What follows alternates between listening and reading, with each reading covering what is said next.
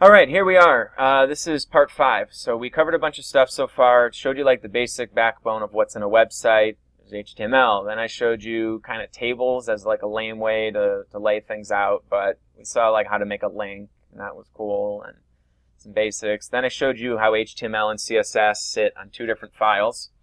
And then I think I showed you a little bit about what divs are and like paddings and margins, that thing. So now I'm going to show you how to edit CSS on a website. This is important because you're often going to end up building a website that has a theme already to it. Like if you use WordPress and you have a theme, you could change things within the theme, but you might want to tweak stuff that is out of your control. So now you can start editing the styling of things. Like maybe you want something positioned a little to the left. You want to add a margin, or you want to change the color of something, or when you move your mouse over a link, you want the color to change, or you want it to turn bold. Like all these different things that are styling, you can write your own CSS to kind of override the settings that they already have.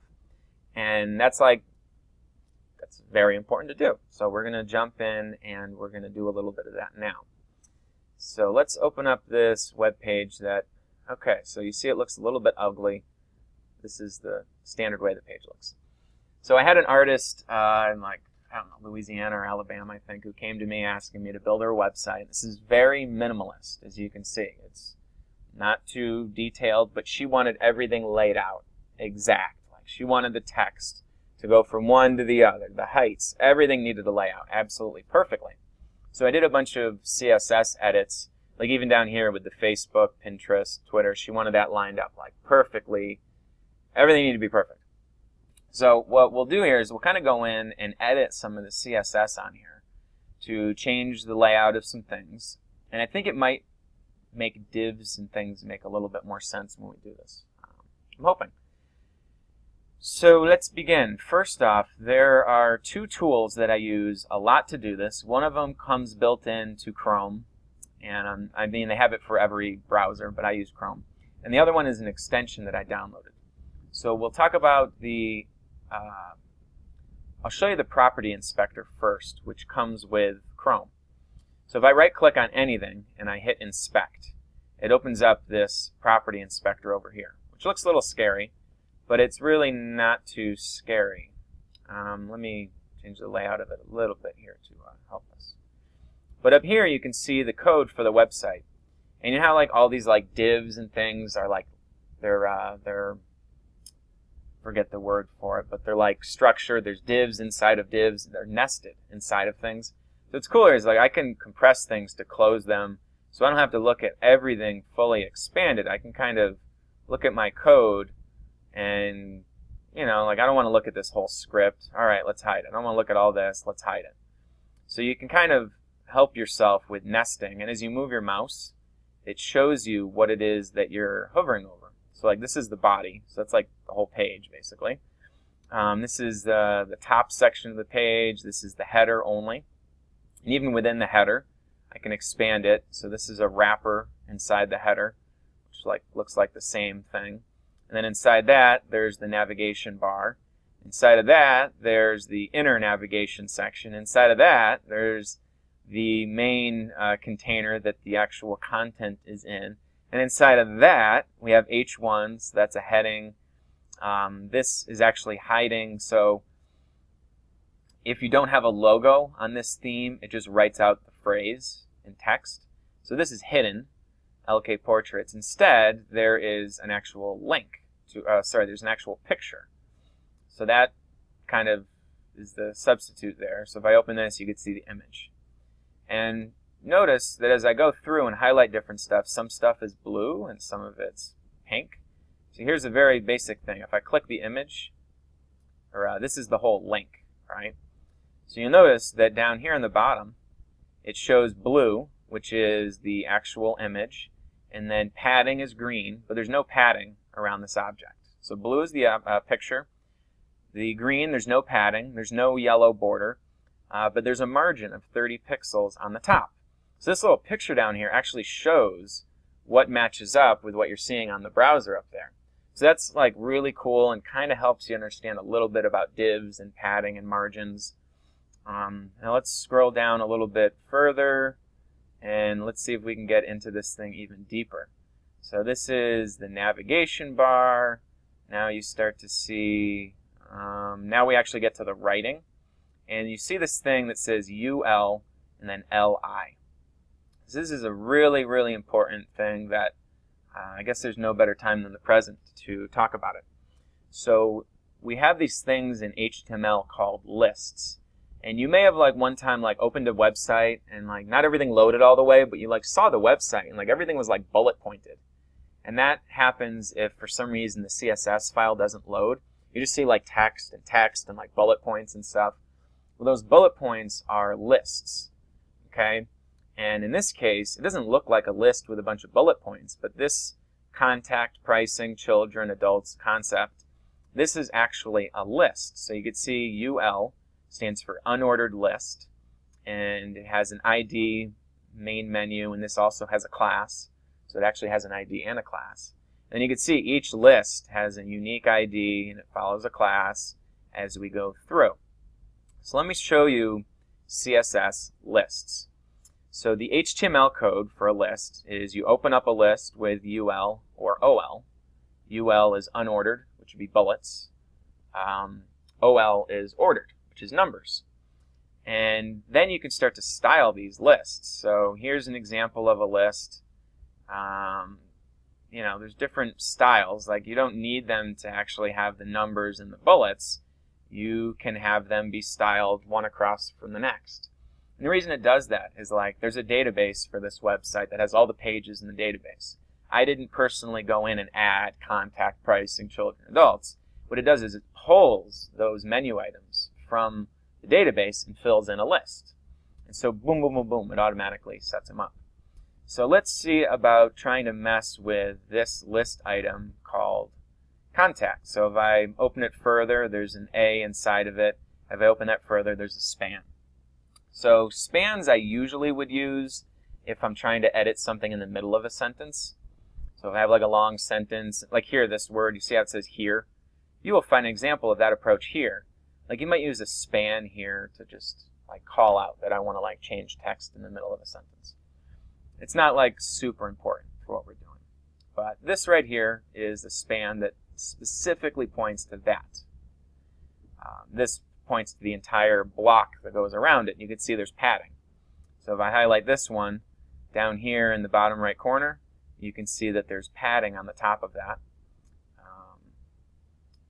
So this is a way that you can scroll through here. And I can even start to edit stuff. So these are all the different CSS things that are assigned to that one link right here. All of this. And it inherits everything. So at the very bottom we have body. So everything that was assigned to the whole body qualifies for this unless we overwrite it. So here background color has never been overwritten, but the color has. So we've since overwritten the color somewhere else in the code. So that's still, that's why it's crossed out. The font weight, which is making things bold, has been changed. The style has been changed. The size has been changed. And so that's the body has that. Now if we scroll up, we can start to see where these changes began to get made. So if I scroll up here, let me see something specific, boom, color. So this is where we overwrote the color that we wanted here and we started making it gray. If I unclick it, it goes back to green. See how it's green? It's very subtle. Not a great example. We can go here to height. So we defined the height, and I can, that's not really changing much. How about here we can get into something like text transform. No, that's not a good example. Because a lot of these edits are made to span. So let's click on span instead of the link. It's here, font size. I could change the size of the font by turning it off. But changes that I make down here don't get saved. And I can also make them right in here. So this uses EMs instead of pixels. You could look that up. It's a different way of measuring things instead of using pixels. But I could change it 1.9 and now they're huge. I could change it to 2.0 and now they change sizes. But if I make a change in here, it doesn't save. And if I refresh the page, I lose it. So that kind of sucks. I think it was 1.2. So that kind of sucks, right? That's not the greatest. Maybe it was 1.1. I don't even remember now. look, I broke the page. But like I said, it doesn't save.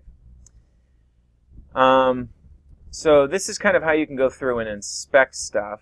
And if you see exclamation point important, what that means is that they're like forcing this code to overwrite the old code. And you can go through like all different items, and you kind of got to play around with it because everything is nested. So it's like kind of a pain, but you can play around with it. Now let me show you the style bot. So style bot, if I click CSS and I go open style bot, this is a really cool tool. So for example, let me choose the same item here. Boom. So this selected this item. So without having to go into all this, like this property inspector gets very, very specific. This thing, sometimes it's a gamble. You might mean to click on the span, but you end up with the whole div. Like, it's not perfect. But I can go over here and I can be like, yo, give me a different color. Boom. I got a new color. Give me a different font size. Like, boom. That's not a big difference, but boom, big change. Let me change the background color. Like, all right, we got a background color. We can do all this cool stuff. Move my face, and I can change. I can add padding to the top if I want. So, like, give me some padding. Padding on the left if I want. Boom. I just screwed everything up, but you could see the padding on the left side of it right here just increased. And then if I go down to Edit CSS at the very bottom, like all this code just saved for me. So if I don't want the padding on the left, fine. Boom, I get rid of that line, it goes away. And this is awesome because now I can just take this and I could copy it into my main CSS file and everything saves. If I change things over here, it doesn't all save. So a lot of times I'll like try to figure out what the exact element is called over here, and I might test some things out. But this thing over here is really, really cool. I could even type in my own things. I don't know. Let's say I want to add like margin, margin left. And I say like 20 pixels. Boom. I just added a margin on the left. Like, it just goes. I could do even something cool like, check this out. So if I create the new thing, but instead of just a span, I say hover.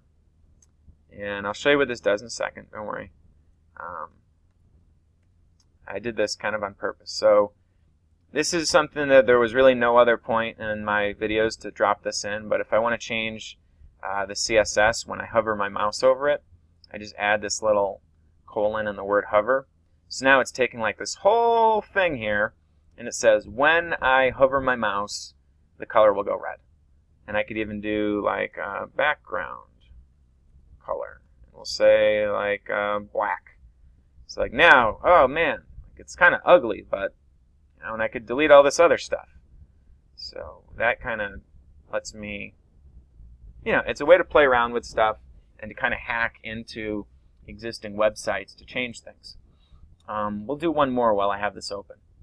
And the key thing is like the property inspector, if I hit refresh, it does not save everything. It resets it. But the style bot over here, if I save it by clicking on the bottom, now if I hit refresh, those changes I made stay here. So you gotta be very careful, especially like if you tell a client that you made a change and they look at their computer and they're like, I don't see it. You might have not actually made the change. It might just be in your style bot. So another thing I could do here is I can actually look and click at all these items. So like here is a big object here, and now let's say I want to add some padding to the left. Boom, I add my padding. I go down to Edit CSS. Now I've got this, it's a div called, with a class called x-section. And now, I could say color, red. All the text is red, right? So this is cool. I don't have like a ton more to get into on this. This takes a lot of practice and play, but that's the beginning of how to tweak websites that already exist, especially if you're like modifying themes and stuff. So that is the end of this video, which went pretty long here, I know. Let me see what I'm going to get into next. Next, I'm going to talk a little bit about JavaScript and PHP and like functions and like code, like real code that does stuff. But for now, this is kind of a cool little intro on kind of tweaking a website as you go. So, on to the next one.